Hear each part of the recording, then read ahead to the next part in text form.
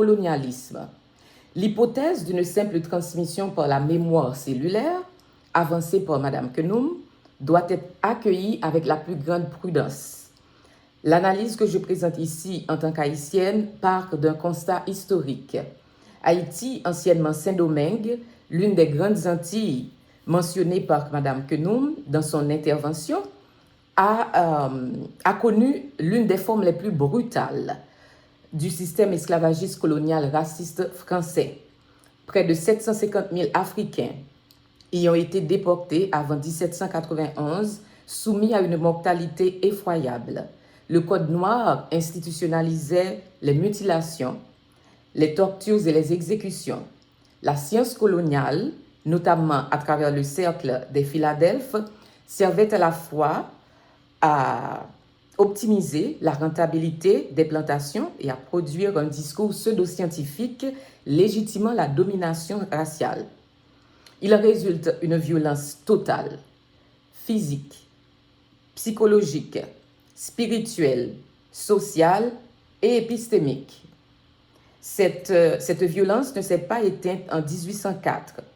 Elle s'est prolongée après l'indépendance à travers les indemnités imposées par la France, soit 150 millions de francs, puis réduits à 90 millions de francs or, qui ont asphyxié le budget haïtien pendant plus d'un siècle. Cette double histoire, esclavage d'une part, dette coloniale d'autre part, a profondément entravé la construction d'un système de santé viable. Aujourd'hui, si l'on compare Haïti à la France, moins d'un siècle après le dernier versement de cette dette, on observe des disparités socio-sanitaires radicales. Espérance de vie, dans la mortalité infantile et maternelle, dans l'insécurité alimentaire, dans la densité médicale, et sur le plan de la couverture sanitaire et des taux d'homicide, entre autres.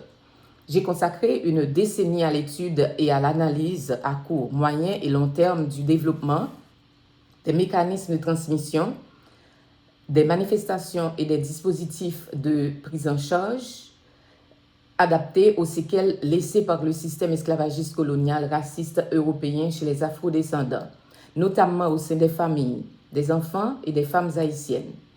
Je m'appuie sur un cadre biopsychosocial et écologique de la santé, combiné aux théories féministes intersectionnelles. Mon cadre est biopsychosocial parce que je m'intéresse au lien entre le corps, la psyché et le social. Je m'appuie sur un cadre écologique car la santé est envisagée à plusieurs niveaux imbriqués: individus, famille, communauté, institutions, environnement naturel et histoire longue.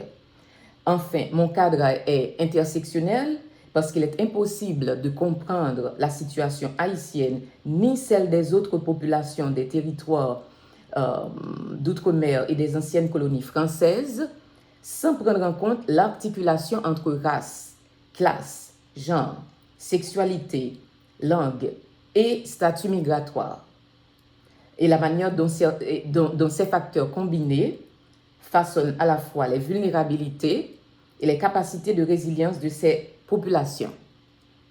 C'est à partir de ces outils conceptuels qu'il convient d'aborder le traumatisme de l'esclavage colonial raciste et d'autres atrocités historiques comme un enjeu de santé publique dans les territoires ou dans les dom-toms et les anciennes colonies françaises.